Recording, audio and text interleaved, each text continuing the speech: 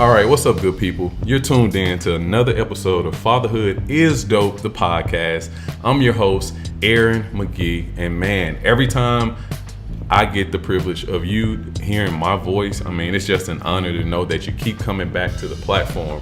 And per usual, I don't want to waste too much time. I want to get right into it. I have sitting with me my guy, Miguel Nunnery from Babies and Beards. What's good? Man, appreciate you, man. Thank you for good? having me, bro.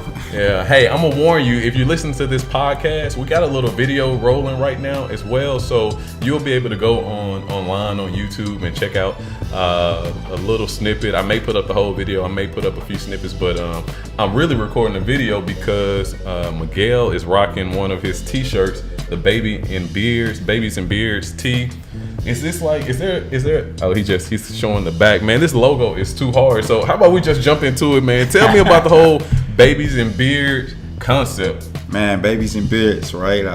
Started on Christmas. Mm-hmm. I was entering a phase of transition. I just lost my job, so going through the struggles as a male with a wife, a daughter, new, and losing the love of basketball, while I was coaching. And I'm sitting there, I get a picture taken of me, my brother, and my cousin with our daughters. Yep. And my cousin says immediately right after the picture, "Who are y'all, Babies and Beards?" And it clicked. Like it hit me instantly. I knew what it was, but I didn't know what it was going to become. Mm-hmm. All I knew at that point was that it was catchy. It kind of put a smile on my face that day. Mm-hmm. And it was a rough week. And I'm like, hey, okay, what can I do with this? So I got the logo made. And a guy named Terrence Campbell out of Gary, he was making my wife's flyers for parties in Chicago, and we would go back and forth and it's Trey Club Designs, by the way. We would go back and forth. So that Trey Club's Design just got the plug. In Gary? He's from Gary, but he lives in Indianapolis. Okay. Yeah. In Indianapolis. Yeah, you catch him there in Chicago. He works around the Midwest. Mm-hmm. So he designs the logo. We go back and forth. I wanted building blocks, and he like, I think a man with a beard, and I'm like, cool. So we go back and forth, sending concepts, and then one day it just hit, and it was universal because it fits any male. Like far as the beard, which symbolizes just males, right? You don't have to actually have facial hair, but that male role of fatherhood, being a coach, mentor, leader, being passionate about your endeavors and responsibilities leading the youth. Mm-hmm. So that was the beard part of it. And I said, I get that. And I'm kind of, I was always growing a beard, not having one. And we got what it meant as a young man in masculinity. Mm-hmm. So then he was like, the babies part. And I'm like, when he was drawing it up, he made sure he put a bottle for the eye. Oh, that's touch. I like the touch. Yeah. So start looking at the baby part. You get guys who ask, well, I don't have a kid, but I like the logo. It's universal. You could be in Nashville, in the middle of Tennessee, or you could be on the corners of Philly. Yep. And I'm like, I like that. It was super universal and diverse, just looking at the logo. And then I was thinking at the baby section, when you think about it, like you don't necessarily have to have a kid to be involved with this, because it's always back to that responsibility part. So I just saw it had a lot of meaning, and we're still marching forward with it. We're in the transition piece right now as far as what we're going to do with the brand. But it's been getting a lot of momentum on social media. That's solid. Well, I mean, I can't move forward without, first of all, acknowledging the beard game. Y'all, I'm telling you, go and check out the video, because the beard game is so serious right now. So is the beard at this point, it's intentional, right? Well, I used to color it. Yeah. And man, go through that. And I'm young. I'm 35. So I'm coloring my beard. And I'm like, man, what am I doing? How am I living? Man. I'm super active, right? So I'm like, man, is my health deteriorating? My confidence, right? Come out of loss of a job, depression, now your confidence low. So, we color it. And then I have friends that say, man, you should just rock it gray. Bro, so this is natural? Yeah, natural gray, man. Natural gray. Yep. So man, I mean, it's coming in full. My confidence good about it. Yeah. I love it. You go to the gym, they think you're older and you're young, and that works in your advantage when you're playing ball. And then when you in rooms, I'm starting to see more people. They talk to you. I come off as a, I call it standing still face. So look like I'm unapproachable, but I'm very approachable, knowledgeable. But having it works. let's see if people, they stop all the time and talk now. So Yeah, I like it, man. I mean, it works with the brand. You know, it's your logo colors, black and white. absolutely. No, man, it's no, I think, you know, because you and I, man, we've talked a number of times, and you know, we talk about this whole, just this fatherhood movement in general being so divine that, you know, here we are, you know, you having a bad day, a bad week of sorts, and you got a cousin that is trying to be funny and throw something out there that he threw it and you caught it and it was a vision. You know what I'm saying? That's one of them times where you just go to the phone, pull out that notepad real quick, babies and beers, let me deposit that. And here we are a couple of years later, you know, your vision is crystallizing. There's some momentum behind what it is that you're doing, and you're only getting started. So, man, I mean, you can't, in your case, you know, you said you were sitting on the couch with your other cousins, y'all had the babies, y'all had the beer. So let's just talk about your daughter just a little bit here, man. How does she inspire a piece of this? Before you answer this, let me say this. Y'all, we recording video right now, so I may get up and adjust the camera or something. It's like a one-man show over here. But I told y'all, we just going to keep it real. So if I have to do that, you'll see it on the video, and we're going to keep rolling. And that's what it's all about. Like, it's raw and authentic, you know. Yeah. It is what it is. But my daughter, Taylor Jean Nunnery, I mean, she's everything. Like, and people say that cliche, right? Yeah. We all going to say that about our daughters, and what, you know, Nas said, God get his players back by giving them daughters, Wow. right? Yeah. And I'm like, I feel you, Nas. But she changed that whole perspective for me. Far as, you know, being raised by my grandmother, my biological mother passing when I was 2. Mm-hmm. And some of the fears, like my mother passed when she was 26, with a 2-year-old, 4-year-old son, me and my brother. Mm-hmm. And at that point, you think, who, like, I kind of draw a blank, you know, as far as memory of what happened, what transpired. You had 2 different sides, and you kind of finding your way through this life. But then you have a daughter, and you see my mom, my grandmother, and she's, like I said, she's 2, but like going on like 24, 42, like that's what she runs. She runs me, man. She runs me, but. It's been a pleasure just having her, because she just showed me more appreciation for my wife, what she does on a daily basis. Just taking care of it. I mean, and she's at that point now where she's having conversations. Man, and you can see how her mind works, how she processes things, how she understands people. So that's been a pleasure. Yeah, man. You know, I think Taylor Jean, she may be a little older than Journey, but yeah. So I'm starting to come into that same phase where you see these thoughts developing, unfolding and being expressed as well. Does her name, is she named specifically? How do y'all come up with her name? Because Taylor Jean, the name is so hard. Yeah, man. It's Nunnery, like Taylor Jean Nunnery. TJN. I Yeah. call it Tay-Tay, or TJ. Yeah. But Taylor is my mom's maiden last name. So I knew it was something. yeah, that's it. And it's tatted on me. So I got my logo, and I got Leon and my grandpa, Leon Taylor. So it's funny. I was projecting this in college as a sophomore. Yeah. And I got a daughter named Taylor. Yeah. Man, you got your grandfather's name tattooed on you. You said your grandmother raised you, and so like, was your grandfather the father figure in your life? Yeah, he was definitely it. Work ethic, wake up 5 a.m. every day for work. My grandmother, Kojic, Church of God in Christ, and he was polar opposite. So what that taught me, growing up in Gary, Indiana, in the hood, and it was in the murder capital in '96. I'm in middle school.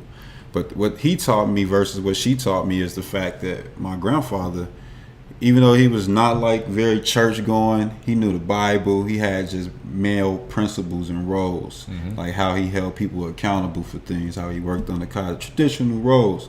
But polar opposite from my grandmother, right? Super. Like somebody asked me in college, "Who's your hero?" And at the time, I'm first to go to college in my family, and I'm like, me, duh, playing football. I'm the man. Yeah. And she was like, without like stroking my ego or picking a fight, she said, "It can't be you. Who was your hero?" And I broke out crying. They said my grandfather, and I she just couldn't, like, it hit me because he had died when I was in the 5th grade. So that's what my grandmother was an intricate part. But the 5 years, well, 10 years I got with him was mind blowing. So when I tatted it, I wrote him. I was listening to my teacher, but I'm in class writing his name down. And every letter tell a story how I remember. So 5 kids: Laretha, Lavonia, Lorenzo, Laverne, and then you had Biddy, which is Lavonia, my mother. So first letter of all his children's name. Every day he woke up at 5 a.m. for work. He worked at the steel mill, Union Tank. And even though he drank every night heavily, he never was late. So I was like, well, how do you do that, right? Onions made every meal complete, never made any excuses. So that's Leon, and then Taylor. Every summer he made us go to Arizona and Minnesota. So trips we took each year to those places, because that made me know it was a world bigger than Gary. So that's what made me think about college, because that's just those small trips. So I encourage dads to take their kids. I don't care if you don't got a dime. Get them out, take them somewhere outside the environment. Do that, because it was the difference maker for me. And then you got yellow, his favorite color, and like I said, I'm comical in a way, so I got liquor stores on 21st Avenue. That was his favorite liquor store to stop at. On 21st? Yeah, 21st in Gary, East Side. He go get a Wild Irish Rose, cheap liquor too, and we get a papaya juice and some okie doke. Yeah. He take a sip, I take a sip. Like, I guess he was my man. So. Look like George Jefferson if you want a visual. Short little man. Grandma tall, dark skin. He's short little George Jefferson. Same couple. He hanging under her a little bit. Man, look here. The Jeffersons, right in Gary on 23rd Avenue. So yep. And Onions made every meal complete. And R, religion defined his knowledge of the Bible, because he definitely knew the word. He just had his own life, had his own way of twists and turns. So. Man, y'all still there? Y'all holding on?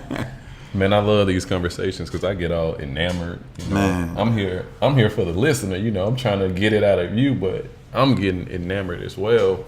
You hear one of the cameras, so I'm about to pop that camera back on. But while I get up and do that, how about you tell us, man, how Leon, how your grandmother, how influences that you had as a young man have impacted how you parent, how you father. It's funny that you asked that part, right? Because I never not prepared at all. I didn't know I was gonna talk about my grandma and grandpa, but sometimes that's how God worked, and they played the huge part in who I am today. And as far as your question, how did they play a role in my development of my child? Well, one thing with me is throughout my adventures, you know, of dating and carrying on, I got so far away from my base that when I found my wife, she saw who my grandmother raised me to be. Yeah.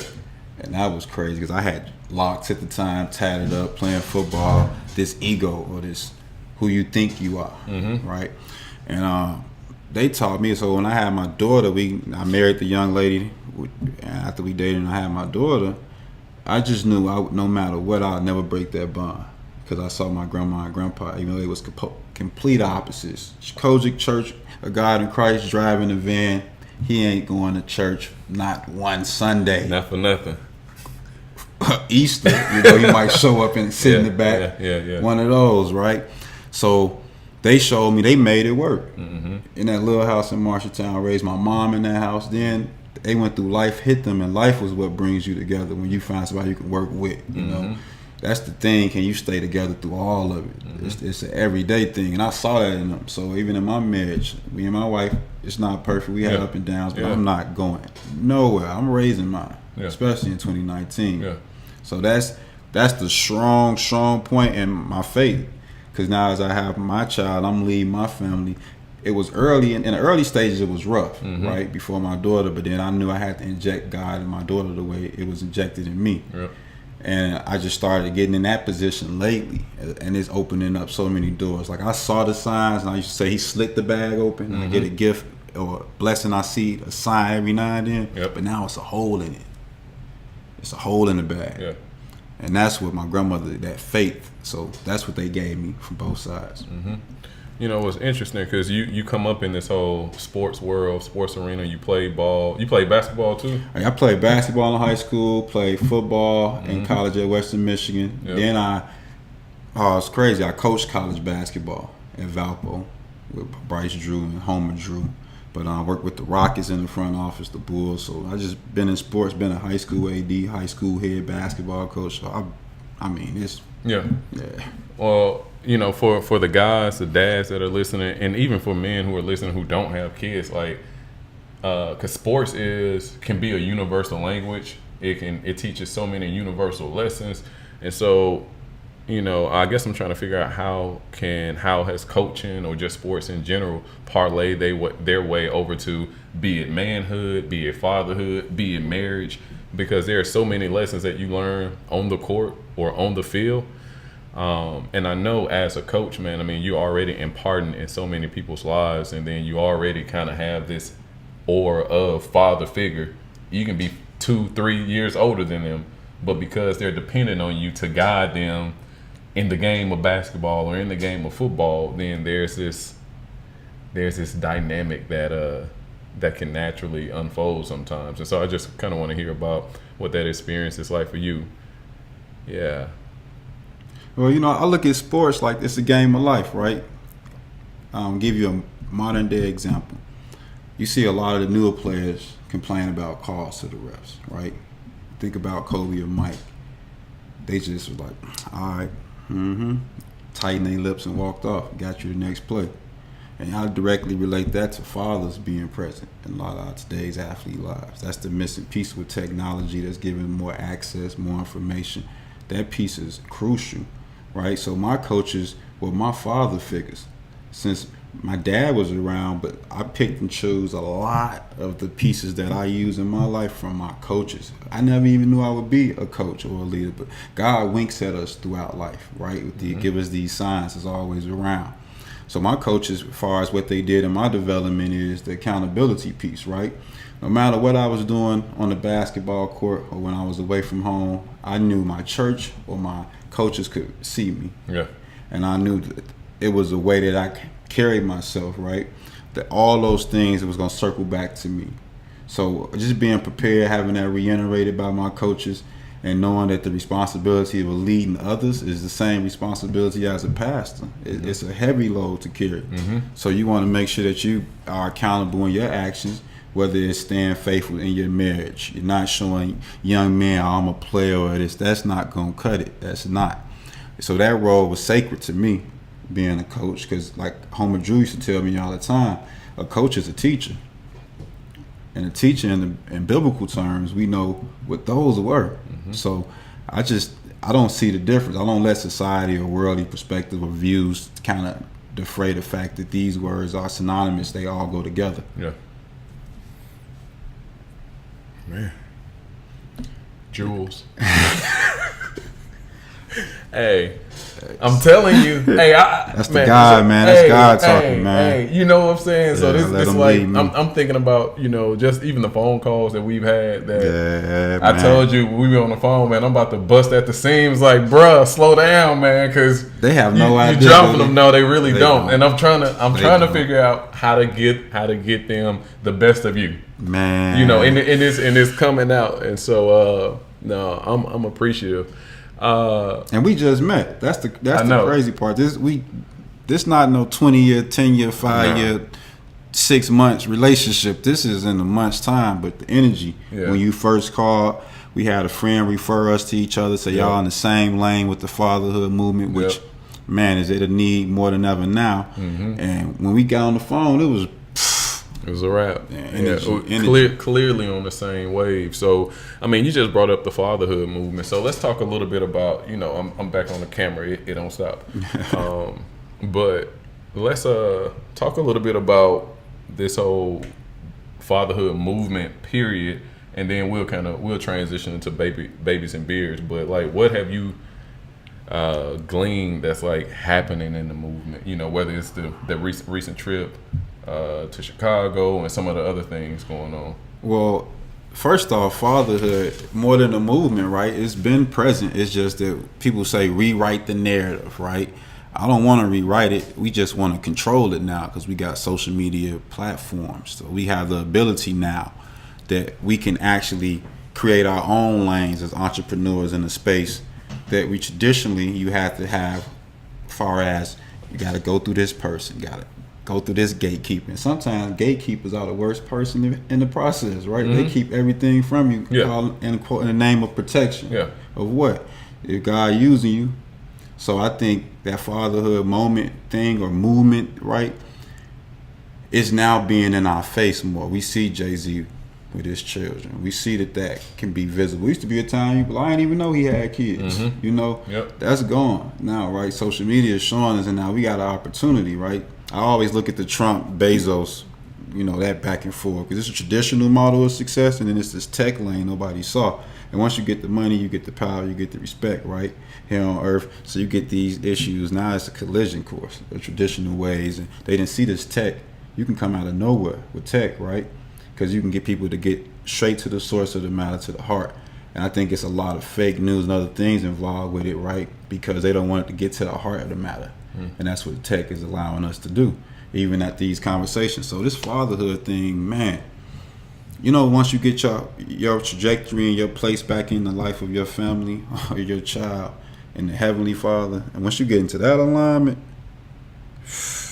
man, like that's the thing. Like we getting back in alignment now, and that's what's been missing. We getting back in alignment. So I'm just, whether people say whether you hear or not, we heard King said. I just feel like once we now march on that path, which we've been doing and is visible, it help a young kid see it. You can't damage that. You can't shoot that down. You can't control. You can't pimp that. You can't control that. Nope. And that's where the power lay. Yeah. Man, Jules, telling you, dropping them. Listen, I need to say something because it's a podcast, right? So I need to keep talking, but I mean, listen, I'm on the same page, man, and you know, the wave, the movement, you know, you talk about it being more predominant, more in our face. Yes, some of it is about changing the narrative, but you know, it's about rewriting the script as well. And the thing that, you know, just as somebody, just as a man of faith as well, man, like my faith tells me that the blessing for children come down through the father. And just when you look across the landscape, man, there's so many of us, myself included, man, who have struggled with identity. There's no more rites of passages to adulthood or to manhood, or I mean, all the way down to crime and violence and a number of other things, relationships. All these things, man, I believe can be remedied when there's a voice of authority, particularly the father, in the life of their children. And so, man, I like to think, when I think about this movement, or when I think about just fatherhood in general, man, I think more so of like raising the standard, or, you know, readjusting, or I guess like putting some more rhubarb in the foundation, or pouring some more concrete and strengthening the foundation, man. And so one of the reasons that I'm even doing the podcast is to celebrate dudes, dads, men, fathers who have answered the call to fatherhood, because in times past, and especially like from the media perspective, man, there's been more signs or more things put in our face of dudes who have abandoned the call. And so I want to say that, hey, y'all, it's some real men. It's some real men out here who are, it's a plug, doing our part every day. Every single day. And, you know what I'm saying? And that's what makes it dope. The women do their thing, you know, because a woman raised me, right? And at the same time, we just want to lighten the load for them. Yep. Because there's other things. Now they're in position, right? For so long, it was like they were in the room because of some subject, right? Somebody wanted something out of them. But now they in the room of empowerment, right? They getting into positions of power and leadership. And we working co-assignments, right? So it's like the fathers starting to see more fathers. The roles are changing a tad bit, like you see fathers are doing more things traditional in the house. And there's a lot of things that's changing, right? But I think now that the father's having that this activity, this movement there, and it's been there, but now we see it. Like that's the thing with social media. That's like, I was the type in that era with like Jay-Z, I don't want to be in the camera, that ain't my thing. But now I realize maybe it's age, but I just see it's so much on that internet or in social media that it's not a lot of positive that you have to find. You have to search for it.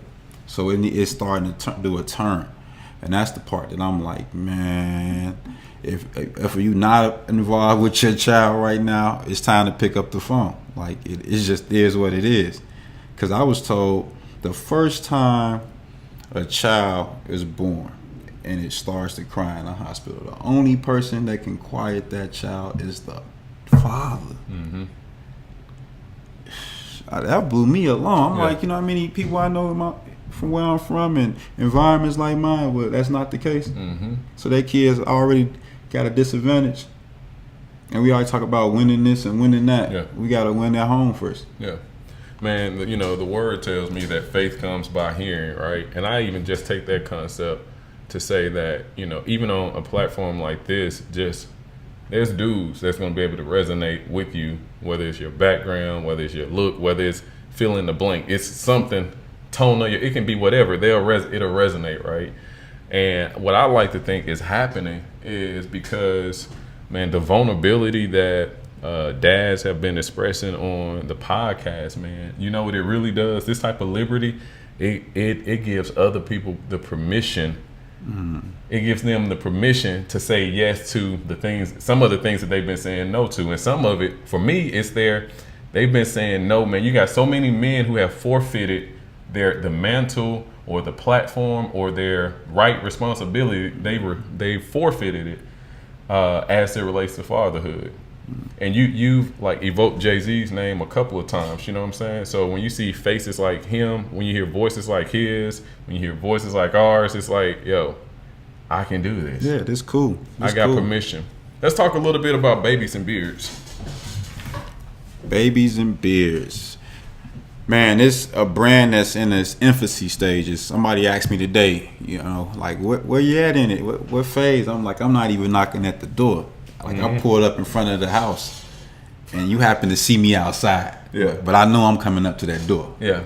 So I'm at that point where it's a strong social media presence at babies_and_beards.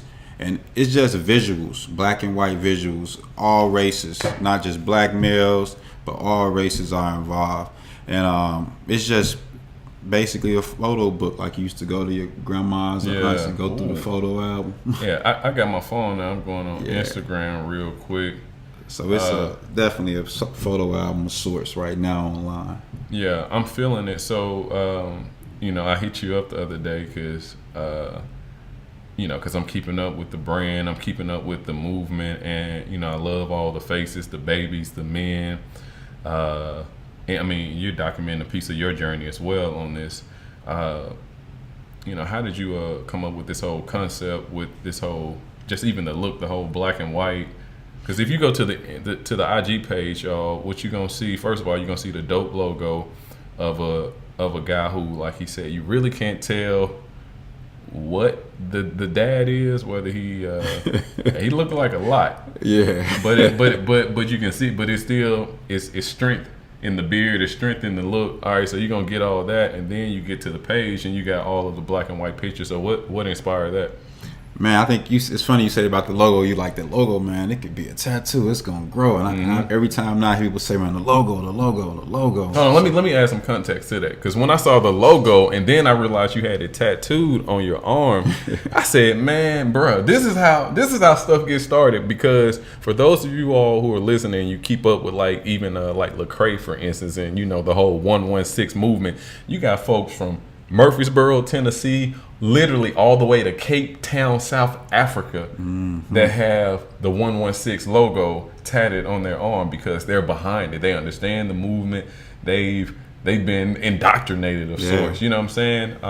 And so just this whole call to fatherhood, man. I mean, the logo's so dope, and people who like tattoos, it's great artwork as well. And it's something that they feel like they can stand behind. So I wouldn't be surprised, and I told you, don't be surprised when you roll up somewhere and you see somebody got the same tattoo, the same placement, Yeah, man. I mean, I wouldn't. Hey, once you plant that seed in my head, that's all I see now. When I see that logo, I don't see it as just on my arm. When I see people in the shirt, I feel like it's a part of them. Like it's like shocking. It's almost like being Phil Knight seeing the check mark. So it's like you say, it's really got me like where I can see the vision, and once I can see the vision, I can start working towards that. And it came out to me like I like black and white photos, so. Far as the logo, when it came in black and white, the guy was like, I can add colors. I'm like, look, man, I just like simple stuff. Like, I used to draw, so I'm like, I got an idea. Now, am I good at that still? No, but I like nice things, and I want a good feel as far as quality. So when I look at black and white photos, like, I love documentaries. Mm-hmm. So I'm sitting back like, I like that. It's kind of like a cleaner image now with everything so colorful in the world. So I was like, let's just go black and white, strip all the paint off, and just get to the bare essentials and minerals of being a male. And that just let the picture speak instead of all the vibrant colors. Yeah. So lately I've been putting colors on the page because it's shirts attached, right? Mm-hmm. So the thing about this whole process is I don't really advertise on my page much about like shirts. It's just something that you catch on to the movement or not. A couple of guys came to me and said, is it just about the shirts? I said, nah, but the shirts seed the movement. And that's exactly what it's doing for me, is helping me create a website where you can go to different platforms like that. So it's just something that you get attached to. It's eventually leading into a hair product. Okay. So that's big news. People probably wouldn't know about, but you want to expound upon that a little bit? I'm gonna keep some of it in the bag. Okay, keep it in the bag. I'm gonna keep some of it, but. So just know that it's growing. Yeah, it's growing. So just think what we had T-shirts, right? And it's going to help seed that project for this health product that I'm putting out with babies and beards. But it goes into the grooming field, obviously, because of the beards. But the biggest thing for me, though, is just seeding the project and watching it grow from its infancy stages. I get to show the kids at the school that I teach at 9th and 10th grade that, hey, I built this business in this building. So it's showing a lot of people, it's teaching me a lot of things as I go through it as an entrepreneur. My undergrad was in sales and business marketing, so some of the terms I was like, I'm familiar with, right? Mm-hmm. But then I heard John Henry on Vice, and I'm like, okay, this makes sense. So that's where we're going at. That's where we're at, far as steps and phases. Hold on, what do you mean you heard John Henry on Vice?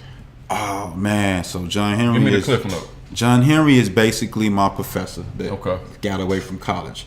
He's under 30 years old. He's an entrepreneur. He has a show on Viceland every, I believe, Monday. I catch it kind of periodically late, but it's called Hustle. Mm-hmm. And he shows you, he goes to different levels, different types of businesses based out of New York, and he grows their business within a 45-minute episode. And you see every step. And he hits you, he pauses on the corner and say, first mover, and he tells you what that is.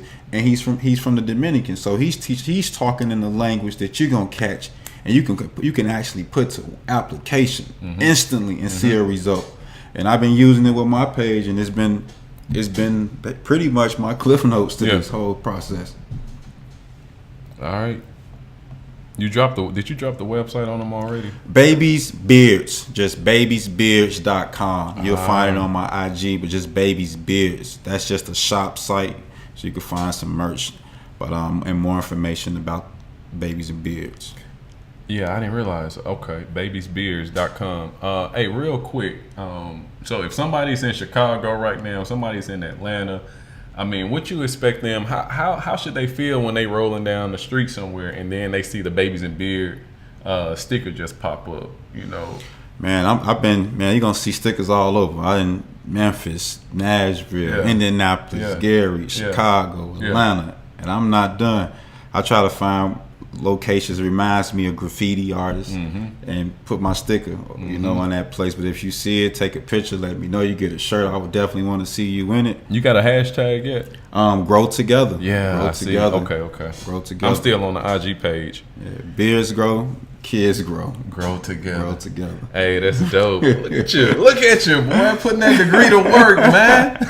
Yes, No, it's been real. All right, so real quick, listen. So I've been enamored half of this interview, and then another part of this conversation, another part I've been like manning the camera as well. So listen, I'm not perfect, and sometimes it's a selfish thing because I'm just having a conversation with you. But if you're listening and it's like, man, I wanted to know something else about babies and beard, or I wanted to hear this perspective from Miguel, then drop a comment in the comment section, and just for continuity purposes, because I know the podcast is available on like 9 platforms, and I check them all. But if you really want your comment to be seen a lot quicker, then just drop it in the IG post when I put this out and say, hey, up next is babies and beards. So leave a comment, because me and Miguel, we're gonna keep it moving together, and so I'm sure I'm inviting you back to have another conversation, and we'll just recap, see where we both are in a couple of weeks, a couple of months, whatever. It really doesn't matter. So I'll be in the comment threads. All right. Comment right with you. All right. Yeah.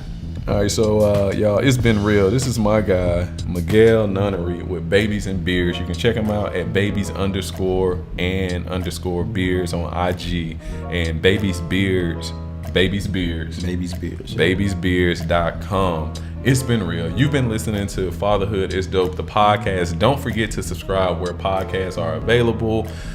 Shout out, I got to give a shout out to all of my, I don't want to exclude nobody, but particularly my iPhone users, because, man, I got like 96% of my users coming from Apple Podcasts. So I appreciate the love that you're giving me. But Spotify, Google Play, it's even up on YouTube, and it's up on SoundCloud as well. So check us out wherever you can. Don't forget to download, subscribe, and leave a review. It's been real. Fatherhood is Dope, the podcast. Peace.